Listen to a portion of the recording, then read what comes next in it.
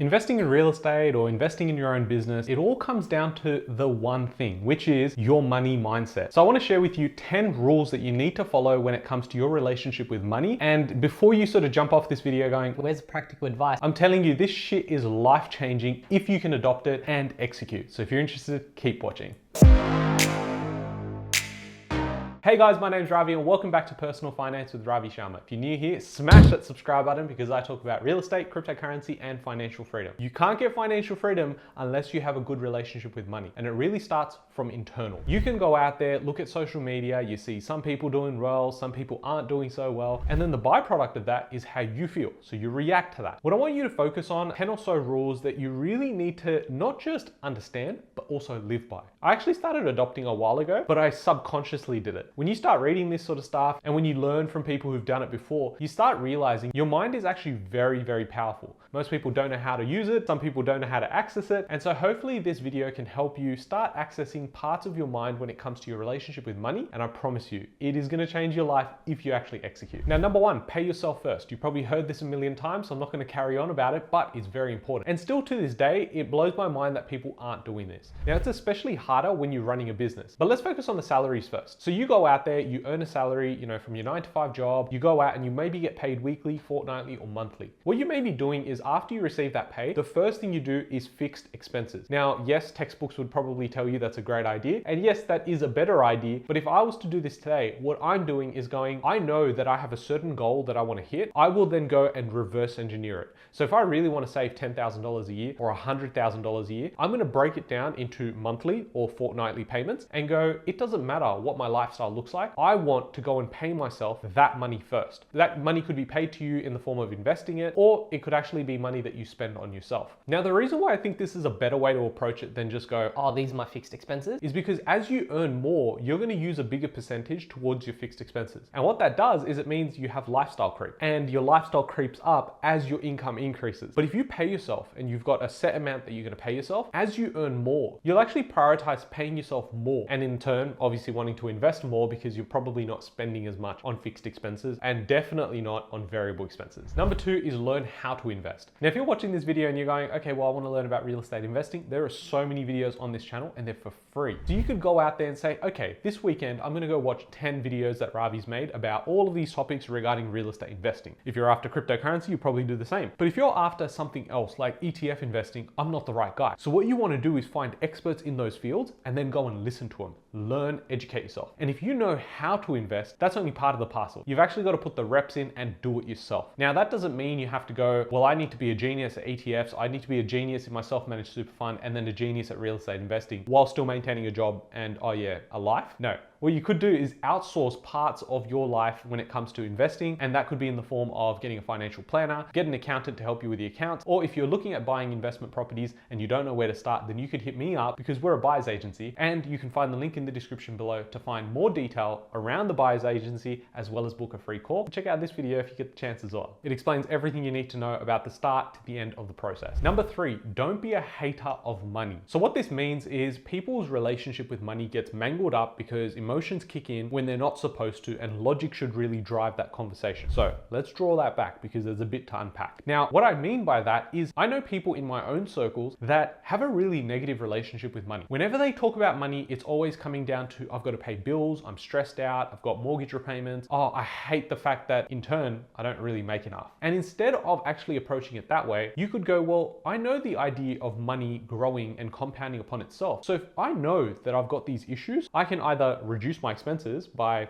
humbling yourself with your lifestyle, or just make more. And yes, I'm saying just make more like it's easy, but guys, we're in 2023. Maybe you're watching this in 2024 or beyond, but the reality is there are so many opportunities. There are a bunch of excuses for those opportunities, but that's a whole nother conversation. So I think when you change your relationship with money to be more positive, you're actually going to find that it starts growing a lot more than having this negative relationship. Everyone's got bills, everyone's got mortgage repayments or rent, but yet somehow the rich get richer. And that's because they actually invest their money, learn how to do it, but also have a really good relationship with money. Number four is give every dollar a job. Now I have to read this twice because I'm like, how does a dollar get the job? You need the job to get the dollar. right? But what it means is that you're getting each dollar to work for you. Now, that doesn't mean just go out there and invest. Now, if you followed the channel for a while, I built my investment portfolio in my 20s and I traveled a shitload. And the reason I did that was because I know that I'm only in my 20s once. Could I have bought an extra property, an extra couple of properties? Yeah, of course I could. But the reality is I'm never going to be 24 doing dumb shit overseas in Europe. So I wanted to do those things. And I think that if you have a proper system and a proper process, you should be able to enjoy both the lifestyle element of,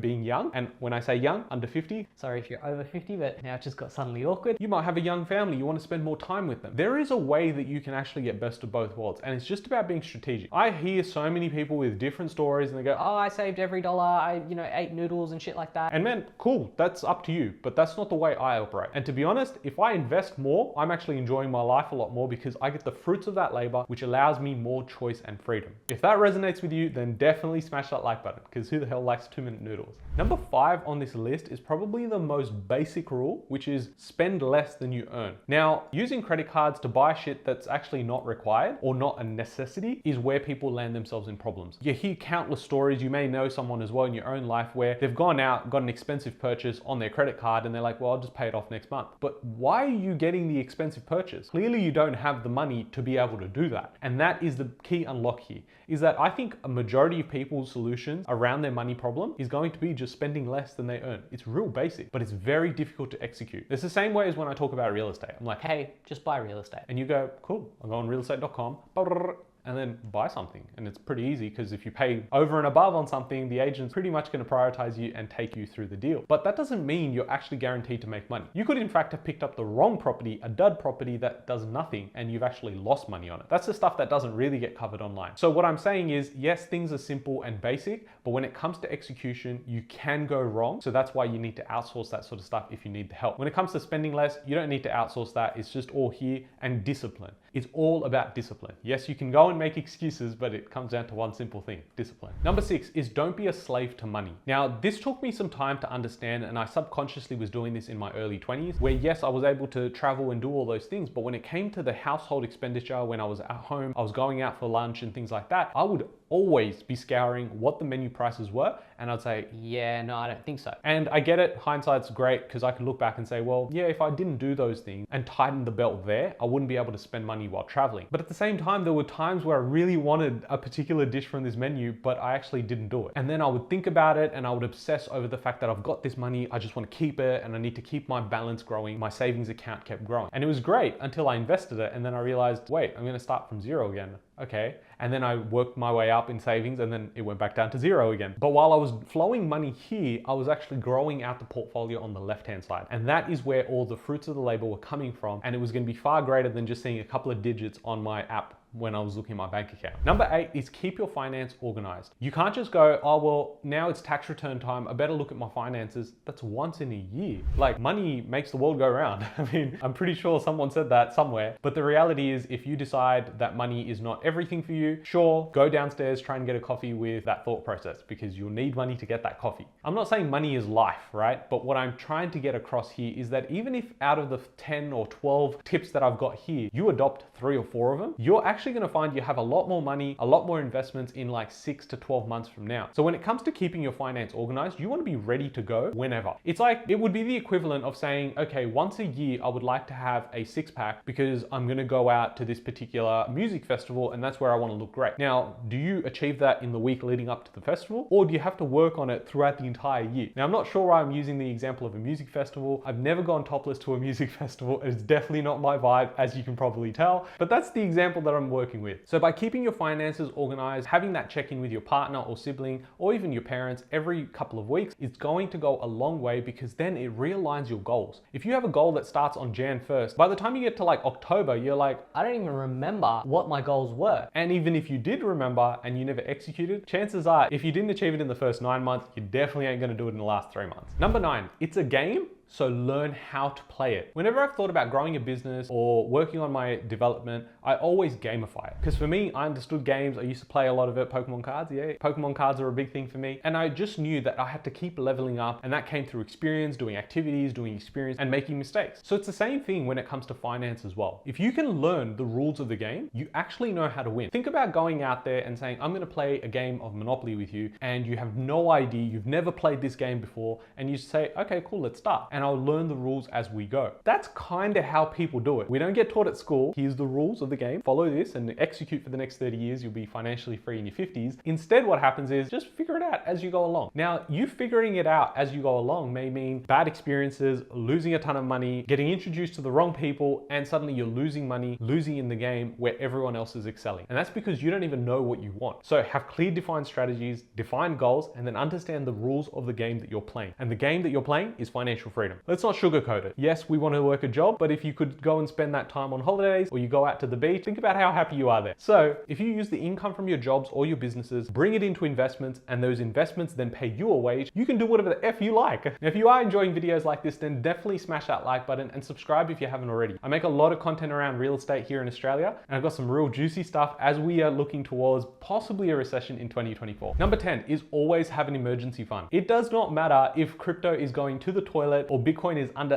$1,000, you need to have an emergency fund. I don't care if the best real estate deal came across your table, you need to have an emergency fund. Because it's an emergency, you'll need that fund. And yes, you could go out there and try and use your credit card or, a personal loan, but that's how you really roll over into a negative spiral of debt. What you want is good debt, not bad debt. So when you have an emergency fund, you also have the ability to be able to help yourself, but also your family. And I think that's very important and very key to this entire journey. When you don't have those funds, you might be forced to have to sell some of your shares or some of your crypto positions, and real estate obviously moves slowly, so you can't take your money out from there. By having the money sit there, you're making more logical decisions, and when the emotions do kick in, if something were to happen, God forbid, then you actually have the funds to be able to execute on that. Number 11 is learn how to make money passively. Passive investments are amazing, but the reality is nothing's really passive. You've got to learn how to do it. You may outsource it, but it's still not passive. And what I find with saying something like real estate, yes, there's a passive element to it where every month I get paid a certain amount from the rent I earn, but at the end of the day, there are still active components to earning that income. When it comes to learning how to make passive income, I would say investing is one part of it, but then you've also got businesses, you've got other investments that you can make as well. And even if you're having to put in an hour or two every week or every month, that's still going to be quite passive versus you having to put in 40 to 50 hours of work actively to earn an income. If I only have to put 1 hour worth of work in the month to earn the same as I would if I had to work 168 hours in that month, I'm taking that option. And that's why you need to understand the rules of the game to know what to invest in to earn passive income. And the last tip that I have is it's not about how much you make, it's about what you keep. And this is basic as well, but is very important. I go out to open homes all the time, some for fun and some, where I'm taking it seriously. And what I've realized is people will spend everything they could possibly spend, perhaps just to look like they're wealthy. You go out there, I've got people I know that literally will flaunt certain things on Instagram and then be the same ones messaging me going, I actually don't have funds to be able to go out this weekend. And it's because they go out and prioritize the wrong things. You could be earning $200,000 to $300,000. I literally had a conversation 2 weeks ago with someone who emailed me saying, hey Ravi, I make $330,000 a year, which is a load, and they have no investments, they're renting at the moment, but they're looking at investing. And I said, okay, cool. So how much do you have saved up? They were like $30,000. I said, okay, well, maybe I'm missing something here. So I asked a few other questions and they told me that they had been earning that sort of income. They had been earning over $200,000 for over the last 6 years. And the reality was the reason why that savings balance is so low, because they had an expensive lifestyle. They would go out to all these fancy restaurants, fine dining, going out, and they thought, well, I'm making a lot of money, so why not continue spending it? I only get to live once, right? YOLO. I don't know where that came from. But I know that there's actual clients that we have that make less than $100,000, have multiple properties next to the name, now generate more capital growth than their first jobs paid them. And that's the reality, is that if you can go out and earn a high income, use that opportunity to go and invest and build your machine. Because if you're not doing that, one day that income's gonna go away. And if it goes away and you haven't built your machine, you're shit out of luck, because you don't have to compromise on your lifestyle. Now, the way that I would do it is, yes, I've got lifestyle creep, no doubt. As my incomes increase, I enjoy a couple of extra things in my day. But as that that's happened, I know that the rate at which my income's increasing, the rate at which my lifestyle expenses are nowhere near. In fact, it'd probably be 20 or 30% at the rate of which my income grows. So that allows me to always keep a buffer. And it's very important that you allocate those funds to be able to go and invest into your machine. Otherwise, in a couple of years' time, if you're not earning that income, you're going to be financially screwed, and that's where the stress really kicks in. So I hope you can adopt a couple of these rules. If you can adopt all of them in 12 months, send me an email because I'd love to hear from you. Maybe we can get you on the channel. But if you have liked this video, share it with someone that could also take some benefits from what I would call a quite simple, basic, upfront practical advice that can be at times hard to execute. Thank you so much for watching. I'll catch you guys in the next one. Thanks, guys.